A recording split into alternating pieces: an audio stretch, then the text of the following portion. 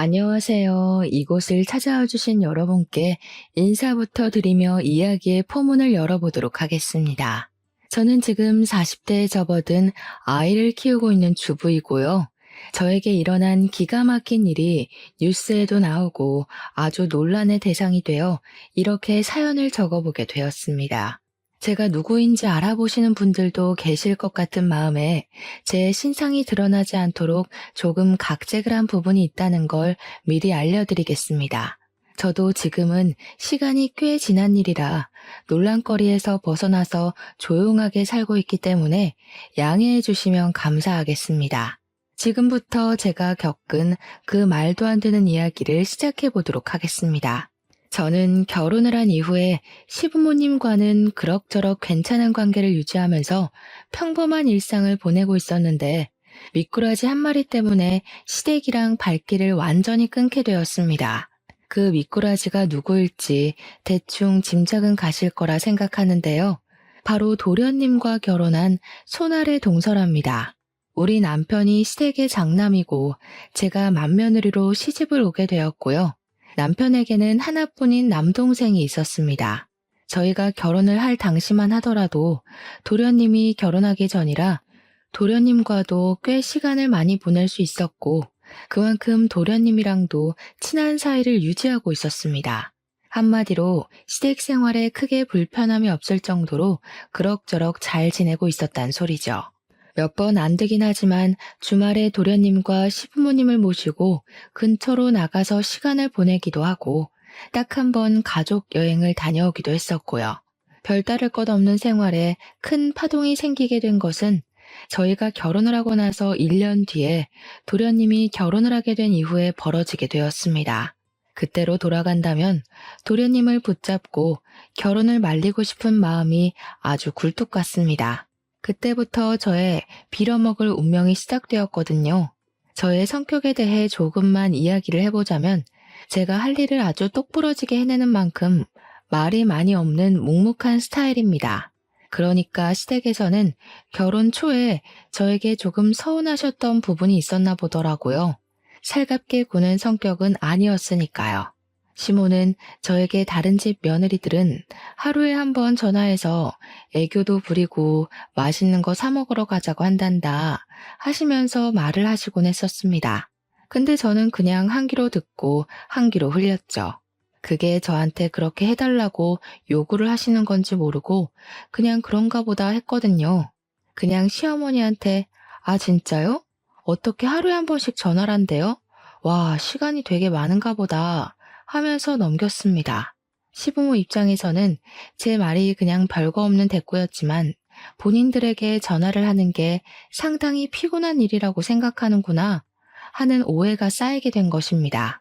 하나둘 쌓이기 시작하면서 점점 골이 깊어지고 있었는데 둘 다 내색을 하지 않아서 쌓이기만 하고 풀진 못했던 것입니다. 하루는 제가 저희 집 배수관이 막힌 건지 물이 내려가는 게 영 시원치 않아서 시모에게 이야기를 했더니 저에게 뚫어주는 가루가 있다고 사다가 뿌려놓으라고 하더라고요. 그래서 그냥 아무 생각 없이 남편 올 때 마트 들러서 사오라고 해야겠다. 빨리 뚫어놔야 속이 시원할 것 같다 하면서 대꾸를 했습니다.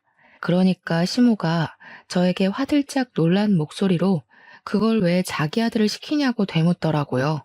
저는 뭐가 문제인가 싶어서 뭐가 잘못된 거냐, 남편이 가면 안 되는 이유가 있는 거냐고 하니까 시모가 당황해하는 거예요.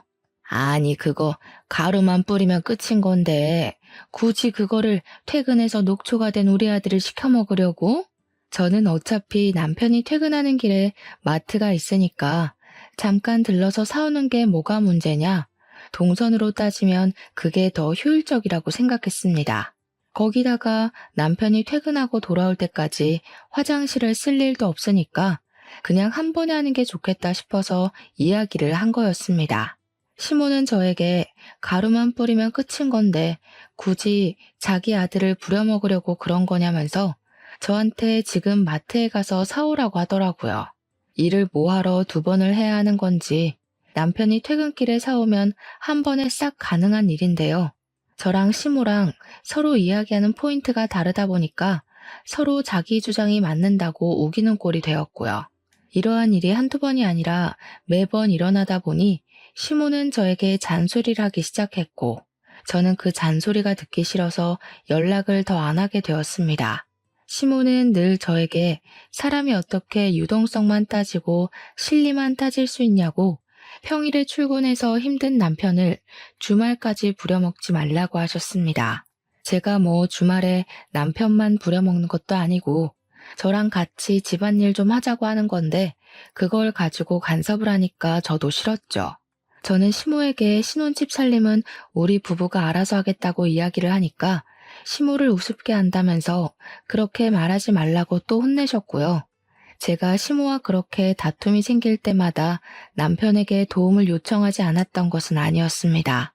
하지만 남편은 저에게 그냥 한 귀로 듣고 한 귀로 흘리면 되지 않냐, 시모 앞에서만이라도 네네 알겠다고 대답만 하라고 하더라고요. 시모가 원래 하나에 꽂히면 자기 마음에 들 때까지 고치려고 하는 사람이라면서 제가 갈게요 하고 자기를 시키라는 겁니다. 그러면 서로 간섭 안 받고 편해질 수 있다고 이야기를 하는데, 저도 이게 계속 반복되니까 남편이 시키는 대로 하게 되더라고요.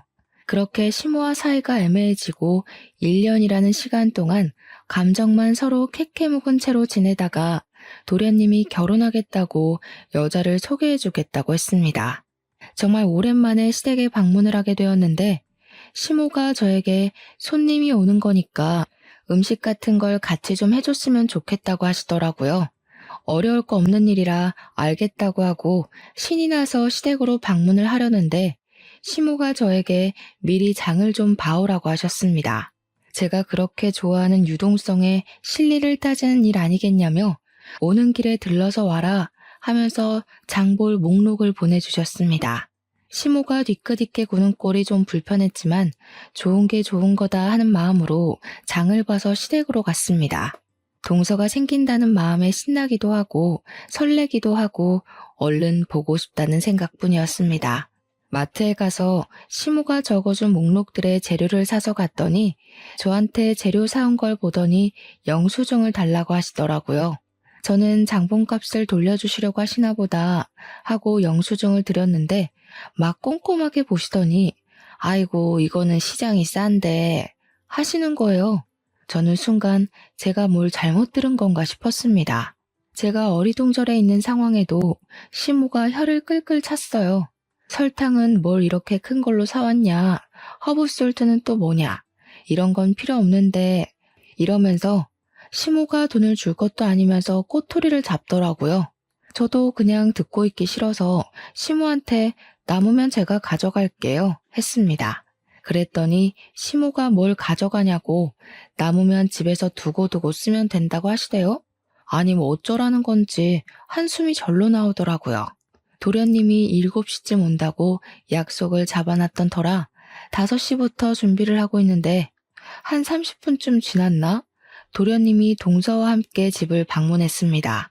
시모가 놀래서 왜 벌써 왔냐고 아직 아무것도 준비된 것 없다고 하니까 동서가 너무 밝게 어머님 안녕하세요 하고 인사를 하더라고요. 그 인사톤에서 느껴지는 게 저와는 정반대되는 성격을 가지고 있구나 하는 걸 직감적으로 알게 되었습니다. 그러면서 자기가 좀 도와드릴까 싶어서 일찍 찾아왔다면서 주방은 북적북적한 게 즐겁고 재미있잖아요 하더라고요. 자기가 학교 급식실에서 영양사로 일을 하고 있다면서 요리에는 자신 있다고 옷을 정리하고 주방으로 오는데 시무랑 저랑 둘 다 깜짝 놀랐습니다. 동서의 머리 색깔이 정말 TV에 나오는 아이돌 가수 마냥 핫핑크색으로 염색이 되어 있더라고요. 제가 머리색을 보고 놀란 얼굴을 하니까 동서가 자기가 튀는 걸 좋아해서 매번 이 색으로 염색을 하고 있다고 말을 하더라고요. 학교 급식실에서 일을 하는데 머리색이 그렇게 화려해도 되냐고 물어보니까 오히려 학생들이 좋아한다고 하더라고요. 말없이 요리를 하기 시작했는데 사실 제가 요리를 사실 잘 못하거든요. 칼질에 소질이 없다고 해야 하나 어떻게 썰어도 모양이 안 예쁘게 썰려요. 그런데 동서가 손을 씻고 오더니 자기가 주방에서 쓰는 칼이라면서 조리도구를 촤르르 꺼내더라고요. TV에서 셰프들이 쓰는 듯한 조리기구들이 쫙 시모 주방에 깔리는데 저랑 시모랑 둘 다 눈 휘둥그레지게 떴죠. 동서가 시모한테 자기가 하고 있을 테니까 쉬고 있으라면서 뚝딱뚝딱 하는데 제가 옆에서 거들겠다고 재료들을 손질하고 있었거든요. 그러니까 동서가 저를 보더니 의아한 얼굴을 하면서 갑자기 누구냐고 묻는 게 아니겠습니까? 여태 인사 잘해놓고 갑자기 누구냐고 물어보니까 저도 당황스러워서 얼어있는데 시모가 저를 소개해줬습니다. 동서한테 형님 될 사람이라고 우리 집 맏며느리라고 하니까 동서가 당황해하면서 말을 하더라고요. 어머, 형님, 몰라 봬서 죄송해요. 칼질이 너무 서툴러서 맏며느리실 거란 생각을 못한 거 있죠? 근데 그 말이 교모하게 저를 연맥이는 것 같은 느낌이 들더라고요. 제가 어? 하면서 동서를 바라보는데 저를 보고 너무 환하게 웃는 겁니다. 웃는 얼굴에 침 못 뱉는다고 기분은 나쁜데 화도 못 내고 그거 아시죠? 입 밖으로 꺼내면 좀생이가 되는 것 같고 말을 안 하자니 기분이 꽁해지고요. 아무튼 동서가 요리를 하고 있는 저는 동서가 필요하다는 재료를 찾아서 주고 있는데 계속 저한테 이거 없고 다른 제품은 없어요? 하면서 한숨을 쉬는 거예요. 그럴 때마다 시모가 그거는 저기 찬장에 있다. 그거는 두 번째 서랍 열어봐라 하면서 둘이 여기 있네 저기 있네 노닥거리더라고요. 시모가 저한테 핀잔 섞인 목소리로 너는 애가 달라는 거 하나 제대로 못 주냐고 하는데 기가 막혔습니다. 제 집 살림도 아닌데 제가 어디에 뭐가 있는지 어떻게 알겠습니까? 그렇게 예뻐 죽겠으면 시모 본인이 하면 될 일인데 말입니다. 그날 밥 먹는 내내 가시방석에 앉은 기분이 들더라고요. 온 가족이 동서 요리 실력을 칭찬하는데 물론 맛이 있긴 했습니다. 근데 맛있는 건 둘째치고 시모가 자꾸 저하고 비교질을 해대니까 짜증이 나서 밥이 코로 넘어가는지 어디로 넘어가는지 모르겠더라고요. 우리 맏며느리가 음식 솜씨가 없어서 내가 죽어서 제사상이나 제대로 받겠나 했더니만 하면서 말입니다. 우리 남편이 시모한테 그만 좀 하라고 언성을 높이자 이봐라 장남이라는 게 엄마 편 하나 안 들어주고 하면서 동서한테 은근히 우리 흉을 보더라고요. 동서가 시모한테 갑자기 왜 벌써 제사상 이야기를 꺼내고 그러시냐면서 자기랑 즐겁게 오래오래 살자고 하는데 시모 눈이 하트 모양으로 변하대요. 저는 그게 다 가식처럼 보였는데 말입니다. 제가 동서한테 말이라도 붙여보려고 우리 때 급식은 진짜 맛없어서 먹기 싫었었는데 동서네 학교 애들은 좋겠네 맛있는 거 많이 먹어서 했거든요. 그러니까 동서가 그러는 거예요. 그 말은 조금 모욕적으로 들릴 수도 있겠네요. 예전하고 지금하고 아무래도 예산도 다르고 대우도 달랐으니까 차이가 날 수밖에 없죠. 예전에는 그게 최선의 결과였을 텐데. 저는 칭찬을 한 건데 모욕적이라고 하니까 시모가 도끼 눈을 뜨고 저를 바라보는 거예요. 너 설마 벌써 형님 행세한답시고 애 기죽이는 거 아니지? 기는 제가 죽은 것 같은데 무슨 말씀을 하시는 거냐고 대꾸를 하고 싶었지만 꾹 참았습니다. 동서가 처음 인사를 드리러 온 자리인데 제가 분위기를 망칠 수는 없는 노릇이니까요. 그 뒤로 정말 가관이었습니다. 급식실 영양사가 한 달에 얼마를 버는지 모르니 제가 뭐라 말을 할 수는 없지만 동서가 돈을 엄청 쓰더라고요. 시모가 입이 귀에 걸려서는 저에게 전화를 해가지고 자랑을 그렇게 하는데 제가 무슨 대꾸를 해야 할지 몰라서 네네 대답만 했습니다. 동서가 언질도 없이 찾아와서는 자기랑 어디 좀 가자고 졸라서 나갔더니 비싼 호텔에 가서 밥을 사주는데 입안에서 살살 녹더라. 밥을 다 먹고 나니까 마사지를 받을 차례라면서 호텔에 딸린 스파에 갔는데 손길이 너무 좋아서 잠이 솔솔 오더라. 비싸서 엄두도 내지 못했던 코스였는데 둘째가 데려가 주니까 너무 행복하고 효도받는 기분이 들더라. 거기다가 자기가 좋아하는 티를 내니 다음에 또 같이 오자고 했다면서 이렇게 받기만 해서 어떡하냐 미안한 마음이 다 들더라 하는 겁니다. 이 말을 저한테 하는 이유는 저에게도 해달라는 뜻 아니겠습니까? 하지만 저희는 외벌이었고 대출금 갚기도 빠듯했습니다. 제가 선뜻 저랑도 한번 가시죠 하는 말을 꺼내지 않으니까 시모가 오기가 생긴 건지 동서한테 자기도 무언가를 해줘야겠다고 하더라고요. 그러면서 복이라는 게 원래 나눈 것만큼 들어오는 거라고 저한테 이야기를 하는데 속이 너무 빤히 보이더라고요. 그런 돈 자랑을 들어야 하는 이유도 모르겠고 저도 사람이니까 짜증이 막 올라오잖아요. 어머니, 저한테 지금 동서만큼 해달라고 이야기를 하시는 거예요? 저희 사정 뻔히 아시면서 이러시면 부담스러워요. 그렇게 대놓고 말을 했더니 시모가 버럭하면서 됐다고 자기가 엎드려서 절 받을 일 있냐면서 그냥 자랑하고 싶어서 전화한 거라고 하시는 거예요. 그 말을 들으니까 제가 그동안 너무 무심했나 싶은 마음도 슬쩍 들고 동서만큼 비싼 건 못 해드려도 저도 눈치가 보이긴 했으니까 준비를 했죠. 고르고 고르다가 제일 만만한 영양제를 준비해야겠다 싶어서 시댁에 갈 때 시모들이라고 뼈에 좋다는 영양제를 사갔습니다. 나름 해외에서 유명한 제품이라고 해서 비싼 값을 주고 해외 배송까지 받아서 시모한테 드렸죠. 저도 시모가 얄밉고 짜증이 나도 며느린데 예쁨 받고 싶지 않을 리가 있겠습니까? 시모한테 잘 보이고 싶은 마음도 있었죠.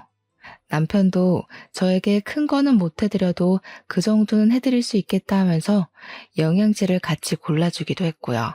제가 영양제를 사서 시댁에 갔는데 연락도 하지 않던 동서가 시댁에 떡하니 와서 앉아있더라고요. 동서는 여기 웬일로 온 거냐고 물어보니까 동서가 저를 보면서 활짝 웃는 거예요. 형님도 오셨구나. 요즘 어머님께서 무릎이 아프시다고 하셨잖아요. 며느리 된 도리로 어떻게 가만히 있을 수 있겠어요? 제가 사고를 고았어요. 한 솥에 끓여두었으니 꼭 드셔야 해요. 그러면서 제가 사온 영양제 봉투를 빤히 보더니 동서가 오버스러운 목소리로 이야기를 하는 겁니다. 어머, 형님, 뭐 사오신 거예요? 영양제? 형님, 이렇게 비싼 영양제는 어머님도 부담스러우실 텐데. 뭐니 뭐니 해도 정성이 최고죠. 사골이나 도가니 수육 드시는 게 훨씬 기분도 좋고 맛도 좋고 그렇죠, 어머님. 그래, 우리 둘째가 내 마음에 쏙 드는 말을 하는구나. 얘 첫째야, 우리 둘째가 글쎄 아침부터 와가지고 7시간이나 사골을 고았지 뭐냐. 국물이 뽀얀 거 봐라. 이게 바로 정성이라는 거다. 정성. 큰 며느리라는 게 둘째보다 못해서야 어디 쓰겠어? 엄마, 이 영양제 진짜 좋고 비싼 거예요. 국내엔 들어와 있지도 않아서 해외 직구로 사온 건데 무슨 말을 그렇게 하세요? 됐다 됐어. 해외 영양제면 뭐하니? 정성 들어가 있지 않은데. 근데 우리 아들은 왜 이렇게 말랐니? 집에서 밥도 못 얻어먹는 거 아니야? 우리 둘째 아들처럼 살이 오르면 얼마나 좋아. 집에서 둘째 며느리가 잘 챙겨주는지 얼굴이 엄청나게 좋아졌다. 저한테 혀를 끌끌 차면서 이야기를 하시는데 속이 정말 많이 상하더라고요. 손 벌벌 떨면서 카드 3개월 할부까지 해서 사간 영양제였는데 사골국보다 못하다는 소리를 들으니 제 기분이 좋겠습니까? 거기다가 우리 남편이 요즘 건강 챙긴다고 운동을 해서 살이 빠진 거거든요. 그것도 제가 마치 제대로 먹이지 않아서 살 빠진 거 마냥 이야기를 하니까 속상했죠. 제가 기분이 점점 좋지 않아지자 남편이 영양제만 전해주고 집에 가자고 이야기를 꺼냈고 저도 집으로 서둘러 돌아왔습니다. 거기서 동서랑 시모의 행동을 더 지켜봤다가는 눈물이 터질 것 같았거든요. 시모는 사골국 먹는다고 신이 나서는 저보고 빨리 집에 가보라고 하더라고요. 그 와중에 동서가 저에게 사골국 좀 싸드시냐고 물어보는데 시모가 국물 한 방울도 못 주겠다는 얼굴로 저를 째려보는 겁니다. 그 상황에서 제가 어떻게 국물 좀 싸달라고 할 수 있겠습니까? 거절하고 집에 와서 남편이랑 맥주 한 캔 하며 이야기를 나누는데 남편도 별 생각과 동일하더라고요. 아무리 생각해봐도 동서가 여우가라는 사실은 변하지 않았습니다. 남편이랑 같이 마주 앉아 서방님네 욕도 하고 시모 흠도 봤죠 뭐. 저희 부부가 매달 친정이랑 시댁에 용돈을 20만 원씩 드리고 있었는데요. 남편이 외벌이다 보니까 집 대출금 갚고 공과금 같은 거 내고 서로 용돈에서 적금에 이거저거 다 빠지고 나면 그 정도의 여유가 생겨서 시댁과 친정에 반씩 나눠드리고 있었습니다. 근데 시모가 또 제 속을 뒤집어 놓는 이야기를 자랑처럼 늘어놓으시는 거예요. 동서네가 글쎄 친정은 살림이 넉넉하다면서 시댁에만 매달 50만 원씩 용돈을 드리고 있다는 겁니다.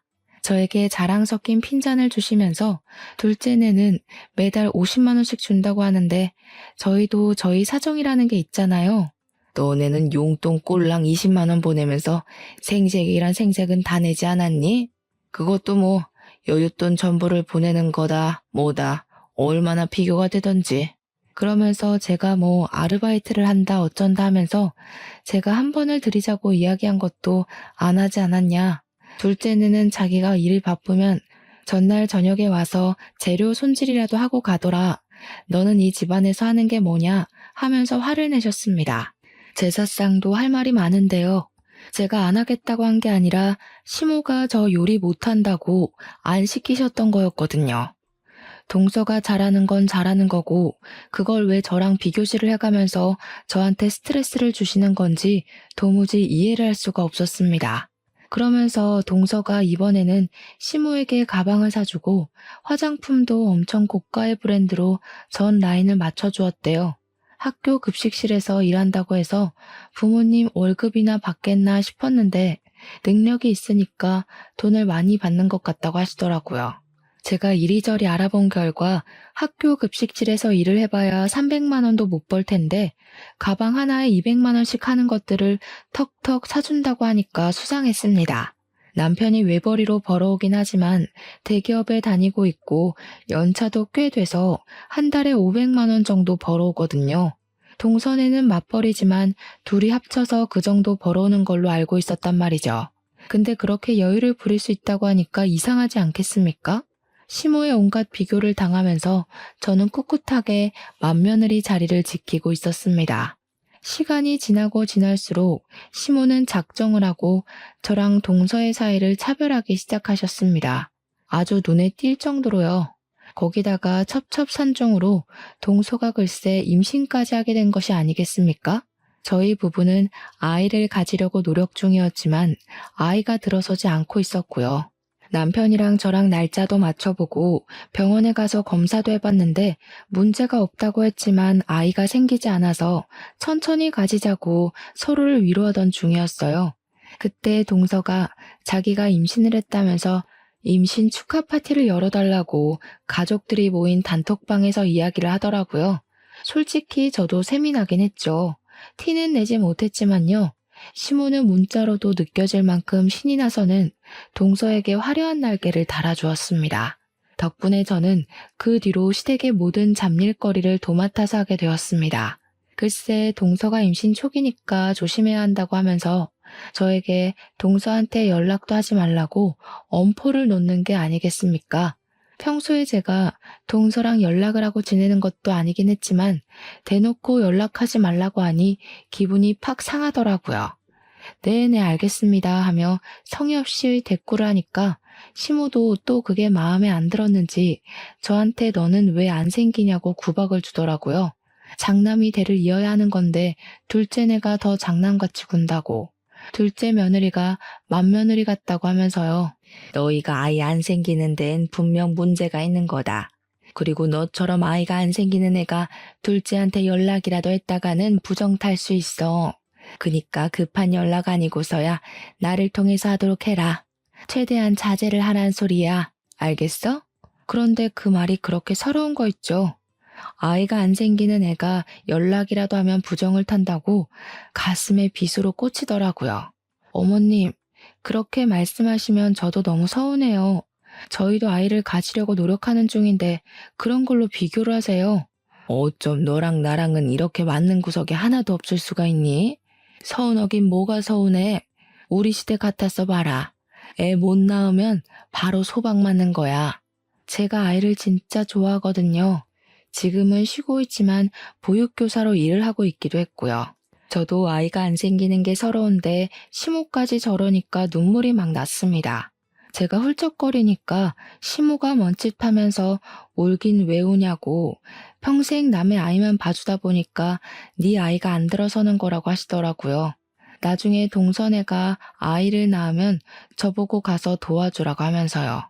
그날 남편이 제 이야기를 듣고 씩씩거리면서 단톡방에다가 우리 마누라한테 스트레스 주지 말라고 글을 올렸습니다. 왜 자꾸 와이프한테 스트레스를 주고 그래? 들어왔던 애도 나가겠다. 들어왔던 애가 나가요? 그거 너무 무서운 말이다. 우리 아기가 들었으면 어떡하지? 그렇게 답장을 보낸 겁니다. 정말 말리는 시누이가 더 얄밉다고 하더니 그 말이 딱 어울리더라고요. 시모가 바로 어쩜 부정 타는 소리만 부부가 쌍으로 해대냐면서 얼른 뱉은 말 주워 담으라고 남편에게까지 핀잔을 주었습니다. 남편이 씩씩거리면서 조카 태어나면 입히라고 베넷 저고리 준비해뒀는데 가져가든지 말든지 마음대로 하라고 화를 냈습니다. 서방님에게 안 가져갈 거면 우리가 입히든지 하겠다고 하니까 동서가 깔깔 웃는 그림이 그려진 이모티콘을 보내는 거예요. 언제 입히게 될지도 모르는데 그때 되면 유행이 바뀌지 않을까요? 저희 주세요. 나중에 저희가 새 걸로 사드릴게요. 남편이 동서가 임신을 한 마당에 욕을 뱉을 수도 없으니까 서방님께 처신 똑바로 하라고 경고만 날리더라고요. 저한테 그런 거 신경 쓰지 말라고 가족 단톡방도 나가라고 하는데 서운한 건 매한 가지였습니다. 그 뒤로 동서가 입덧을 시작하니까 시모가 동서 걱정을 해대는데 입덧하는 애가 급식실에서 일한다고 안쓰러워 죽겠대요.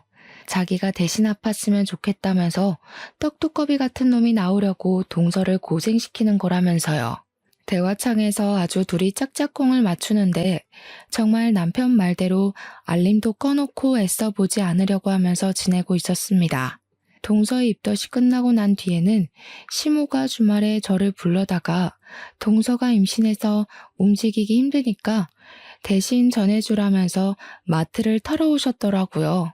과일에 반찬에 떡에 하나도 빠짐없이 가져다 주라고 하는데 장바구니로 글쎄 새 바구니가 나오는 거예요. 이걸 다 들고 동선의 집까지 다녀오려고 하는 것도 어이가 없고 이 중에 제 몫은 하나도 없다는 게 너무 서러웠습니다. 그래서 제가 시모한테 이야기를 했죠. 이걸 제가 다 들고 어떻게 가요? 서방님 보고 와서 가져가라고 하는 게 낫지 않겠어요? 우리 아들 퇴근하고 피곤해 죽을 텐데 여기까지 들러서 이거를 가져가라고 하니? 네가 하면 편한 것을. 저도 곧 어린이집 복직하려고 알아보고 있어요. 요즘 취업 준비하느라 바빠요, 어머님. 예, 취업 준비하는 애랑 바깥에서 일하는 애랑 누가 더 힘들겠니? 정말 생각 없이 말하는구나. 우리 때는 말이야, 칠남매를 키우면서 살았어. 나중에 밥도 하고 밭일도 하고 애도 보고 하면서 찍소리 한번 못하고 시어머니가 시키는 거 다 하고 살았다. 집에서 놀고 먹는 애가 뭐가 힘들다고 그걸 못한다는 거야. 그런 거에 비하면 임신하고도 열심히 몇백 명의 학생들 밥 챙기는 둘째가 훨씬 고생이지. 시모가 하도 저에게 잔소리를 하길래 저도 다시 어린이집에 취직을 하려고 자리를 알아보던 와중이었거든요. 그날도 동네 어린이집에서 면접을 보러 오라고 했었는데 시모가 갑자기 불러낸 거라 양해를 구하고 면접을 하루 미룬 것이었습니다.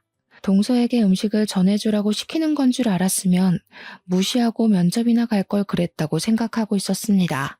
어린이집 일도 참 고되고 힘든 일인데 동서 일만 힘들게 봐주시고 제 일은 후려치게 하는 어머님에게 더 이상 떨어질 정도 없었습니다. 결국에 저는 택시를 타고 그 장바구니 전부를 들고 가서 동서의 집 앞에 내려놓고는 동서에게 연락을 하려고 했는데 동서의 말이 번뜩 생각나더라고요. 동서의 뱃속에 있는 아기에게 부정적인 영향이 갈 수도 있으니 저에게 연락하지 말라고 했던 그 말이요. 그래서 시모에게 연락을 해서 그냥 집 앞에다가 물건을 두고 가면 되죠? 하고 보냈습니다. 시모가 화들짝 놀라면서 그 안에 들어있는 떡이 상하면 안 된다면서 저에게 냉장고에 다 정리를 해서 넣어주고 가라는 겁니다. 가뜩이나 임신까지 했는데 언제 물건 정리하고 있냐면서 간 김에 그것까지 해주라고 비밀번호를 알려주는 게 아니겠습니까? 끝까지 저에게 동선에는 비밀번호로 척척 알려주는데 너네 집은 비밀번호도 안 알려준다고 한 소리 하셨죠. 그냥 문 앞에 두고 가고 싶은 마음이 굴뚝 같았지만 그랬다가는 또 무슨 욕을 먹을지 모르니까 문 열고 들어가서 냉장고에 차곡차곡 정리를 해두었습니다. 그거 정리하고 있는데 제가 무슨 몸종도 아니고 여기서 뭘 하는 건가 하는 생각이 들더라고요. 시모한테 다 넣어놨으니까 가보겠다고 하니 그냥 가면 어떡하냐고. 아니 정리 다 했는데요? 했더니 임신해서 몸도 무겁고 힘들 텐데 간 김에 첫째 네가 청소도 좀 해주고 빨래도 좀 해주고 하면 얼마나 좋니? 정리 좀 해줘라 하는 거예요. 제가 동서네 집을 휘젓고 다니는데 동서한테는 훨씬 불편한 일 아닐까요? 너는 내가 시키면 그냥 알겠습니다 하는 법이 없니? 집안일도 제대로 못하는 개야. 임신했다고 제가 이런 것까지 일일이 챙겨주는 게 더 이상하죠, 어머님. 너는 손윗사람이 돼서 아랫사람에게 베풀 줄도 모르는 개지. 질투하는 거니 지금? 이래서 애가 없는 애들은 자격지심이 넘쳐서 안 돼. 저는 시모 말을 깡그리 무시하고 문 닫고 집으로 돌아왔습니다.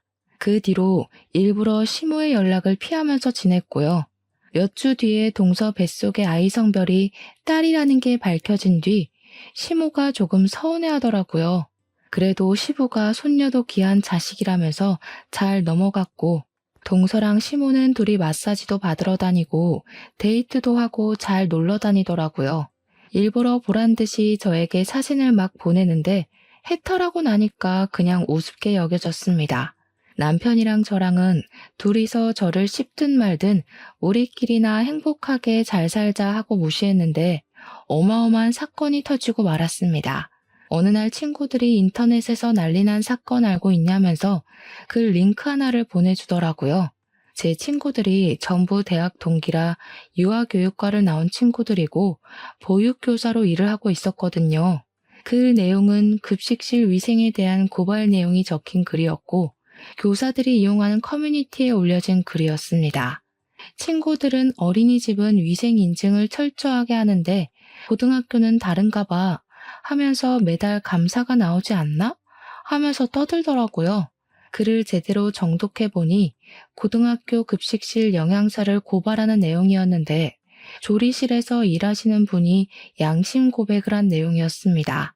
학교 이름이랑 영양사 성이 나와 있는데 글쎄 좌씨인 거예요. 저희 동서 이름이 좌영미거든요. 설마 하면서 글을 읽는데 급식실 영양사가 국에 벌레가 들어갔는데 벌레만 쏙 걷어내고 벌레도 다 단백질이라서 괜찮다고 했다는 겁니다. 보통 이물질이 들어가게 되면 폐기를 하고 다시 끓여놔야 하는 게 원칙이라고 하더라고요. 그뿐만이 아니라 반찬들 재료라든지 식기들을 사람들이 밟고 다니는 바닥에다가 그냥 내려놓고 씻지도 않고 쓴대요. 학교 급식실을 아무리 깨끗하게 청소를 한다고 해도 온갖 사람들이 드나드는 곳인데 위생에 하나도 신경을 쓰지 않는다고 하더라고요. 애들이 까다롭게 군다고 일일이 어떻게 식성을 맞추겠냐면서 조미료를 팍팍 넣으라고 하질 않나. 그 안에서 무리를 만들어서 왕따도 시킨대요. 젊은 조리사가 하나 왔는데 그 여자가 마음에 안 든다면서 친한 사람들끼리 왕따를 시켜서 결국 일도 그만두게 했다고 갑질을 했답니다. 글쎄. 김치도 국내산이라고 속여서 중국산 싸구려를 들여온다고 이런 영양사는 급식실에서 추방시켜야 한다는 내용이었습니다. 이게 소소하게 교사들이 이용하는 사이트였기 때문에 크게 화두에 오르진 않았지만 저는 느낌이 딱 왔습니다. 세상에 좌씨가 우리 동서 하나만 있는 건 아니라고 하지만 고등학교 급식실인 것도 그렇고 느낌이 딱 오더라고요. 거기다가 글 중간에 급식실 영양사가 머리를 맨날 염색해와서 반찬에 섞여 들어가도 티가 안 난다고 적혀 있었거든요. 동서가 매번 핑크색 머리만 고집한다고 말씀드린 거 기억하시죠? 쎄한 느낌은 저를 소름 돋게 만들었죠. 동서가 그동안 저에게 못되게 군 것도 있고 한번 호되게 복수를 하고 싶은 마음에 저는 기관을 이리저리 찾아보았습니다. 하지만 급식실을 정확하게 고발할 수 있는 기관이 없더라고요. 교육청에 말해봐야 바쁘다는 핑계로 일을 미루기 일쑤였으니까요. 모든 사람이 한 방에 알 수 있는 방법이 없을까 고민하다가 저는 고발 유튜버를 찾아내게 되었습니다. 제가 그 유튜버에게 직접 제보를 했고요. 유튜버는 무척이나 흥미로워하면서 잠입 취재를 하겠다고 결정을 내렸습니다. 그 뒤로는 일이 아주 일사천리였습니다. 유튜버가 식재료를 납품하는 곳 직원인 척하면서 급식실 상태를 몰래카메라로 촬영을 싹 한 거죠. 청소가 얼마나 안 되어 있는지 영양사가 급식 시간 전에 체크도 하지 않았고 휴대폰만 만지면서 농땡이를 치고 있는 모습부터 시작해서 모든 게 가관이었습니다. 그날도 김치에서 이물질이 나왔는데 대충 먹으라고 학생들에게 큰 소리를 치는 장면도 있었고요. 납품받은 식재료 상태가 전부 물러터지고 상한 부분이 보일 정도로 별로였던 거죠. 근데도 영수증에는 고가의 재료값이 찍혀 있었고요. 유튜버는 제가 보낸 글이 사실인지 아닌지 확인을 하러 갔다가 아주 제대로 건수를 잡은 것 같다며 저에게 회신을 주었습니다. 저는 동서를 고발하고 설마 아니면 어떡하지 하며 불안해했다가 사실이라는 걸 알게 되어 복수심에 가슴이 두근거렸습니다. 유튜버는 1차적으로 영상을 정리해서 업로드를 했고 그 영상을 본 학생들부터 학부모까지 전부 학교에 항의를 넣기 시작했습니다. 학교에서 진상조사가 들어가게 되었는데 우리 동서의 짓이 분명한 것들이 점차 드러나기 시작했습니다. 일단 식재료의 상태부터 점검에 들어갔고 급식실의 위생 상태까지 전부 다 학교 조사에서 드러나게 되었습니다. 청소를 안 하고 설거지도 대충 물로 한 것이 들통이 났고 식재료 납품 업체로부터 동서가 뒷돈을 어마어마하게 챙긴 것까지 싹 다 걸리고 말았습니다. 교직원이랑 짜고 업체 선정부터 뒷돈을 받아 챙겼고 영수증에 납품가를 올리고 중간 수수료를 챙기는 식으로 배를 불리고 있었던 것입니다. 당연히 유튜버는 학교에 양해를 구하고 그 부분까지 전부 정리를 해서 업로드를 하게 되었습니다. 학교 측에서도 이 일에 대한 책임을 동서 한 사람에게 몰아버리는 것이 처리하기 훨씬 수월했으니 유튜브에 올라가는 게 득이 되었던 것이었죠. 후속 보도가 나가게 되면서 많은 사람들이 급식실 이야기를 하게 되었고 시댁의 귀에도 들어가게 되었습니다. 제가 그 유튜브를 시댁 단톡방에 딱 올렸거든요. 거기다가 사건이 커지면서 뉴스에도 보도가 되게 되었는데 얼마나 상세하게 나오던지 우리 동서의 분홍색 머리카락까지 싹 찍힌 겁니다. 모자이크에 음성 변조가 되었다고 해도 핑크색 머리는 강렬하더라고요. 까막눈인 사람도 우리 동서인 것을 알아볼 수 있을 정도로요.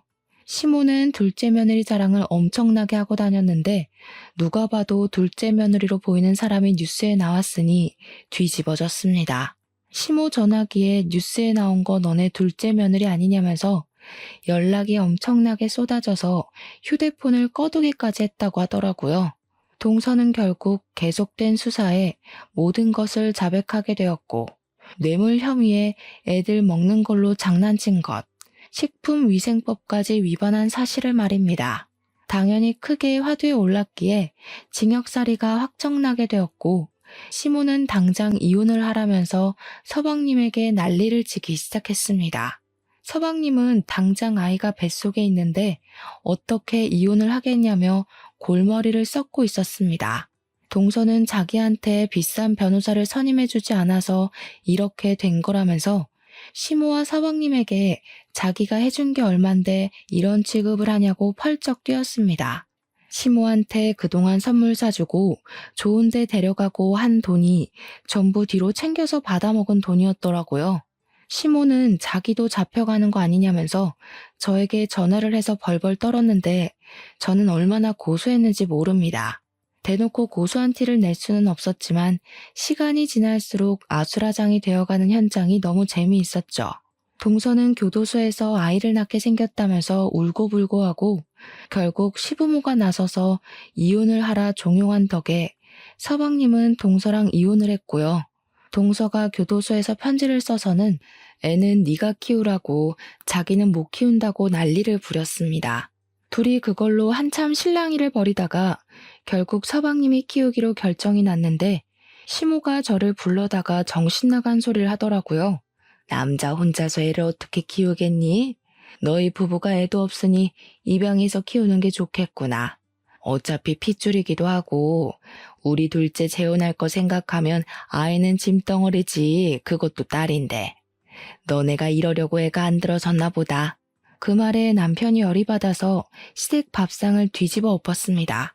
그게 지금 우리한테 할 말이야? 똥은 자기들끼리 신나게 싸질러 놓고 수습을 우리한테 하라는 게 말이나 된다고? 앞으로는 이 집 근처로 발길도 들이지 않을 거야. 그렇게 구박할 때는 언제고 이제 와서 핏줄이 뭐? 애를 키워? 엄마 진짜 그렇게 살지 마.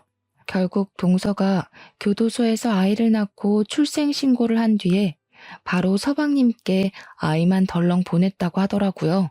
이렇다 저렇다 말도 없이 아이만 덜렁 시댁으로 보내지는 바람에 무척이나 당황스러워했다고 하던데 저희가 뭐 알 바인가요? 저희는 남편의 선언대로 시댁에 발길도 하지 않았고 3년이라는 시간을 보내게 되었습니다. 3년 뒤에 또 한 번 시댁이 발칵 뒤집어졌죠. 동서가 출소를 했고 서방님께 다시 합치자고 애를 부부가 키워야지 한 사람이 키우는 게 말이 되냐고 끈질기게 들러붙었다고 하더라고요. 그런 와중에 손녀딸의 얼굴이 이상하게 서방님을 점점 닮지 않는 것 같은 기분에 몰래 친자 검사를 시부가 진행을 했더니 글쎄 친자 불일치가 나온 겁니다. 시부가 열이 받아가지고 결과지 받자마자 집에 찾아온 동서의 뺨을 후려치고 이 애는 누구 애냐고 애 데리고 당장 사라지라고 했대요. 동서는 사색이 되어서 도망가고 그 뒤로 뭐 법적 소송에 애한테 들어간 돈 다 받아내겠다고 거품 물고 개싸움을 하고 있다고 하더라고요. 그렇게 시댁에서 난리가 난 동안 저희에게 정말 소중한 생명이 찾아오게 되었고 법적 공방이 이루어지는 내내 무럭무럭 제 뱃속에서 자라고 있었습니다. 저는 솔직히 딸을 조금 더 바랬지만 뱃속의 아이는 아들이었습니다. 그 소식을 제가 개인 SNS에 올려두었었는데 시모가 염탐을 몰래 하고 있었던 건지 뜬금없이 저에게 연락이 왔습니다. 맏며느리야, 내가 너의 소중함을 너무 늦게 알았다. 내가 다 잘못했다. 내가 바보 같은 인간이었어. 우리 떡두꺼비 같은 손자, 대를 이을 손자만 보게 해주렴. 그러면서 집으로 한약이며 과일이며 아기용품이며 자꾸 택배로 보내더라고요. 제가 모조리 다 반송을 시키자 하루는 직접 들고 집으로 찾아오셨는데 제가 시모에게 다시는 찾아오지 말라고 소금을 뿌려버렸습니다. 소금 세례를 받은 시모는 잘못했다고 울면서 빌었지만 저는 문을 닫아버렸습니다. 그 이야기를 들은 남편이 시댁에 찾아가서는 2번 다신 찾아오지 말라고 이게 다 차별을 한 업보라 생각하라며 저희 부부 이사도 가고 번호도 바꿀 거라고 했다네요. 덕분에 저는 무사히 아들을 출산했고 시부모는 그 뒤로 처절하게 남편에게 매달리고 있지만 절대로 받아주지 않고 있습니다. 강단 있는 남편 덕에 저는 육아에만 집중을 하고 있고요. 친정의 도움으로 평화로운 나날들을 보내고 있답니다. 못된 마음을 먹는 사람들은 꼭 끝이 좋지 않더라고요. 그래서 전 앞으로 열심히 아이를 위해 사랑을 베풀며 살아보려고 합니다. 끝으로 제 이야기를 들어주셔서 다시 한번 감사드립니다.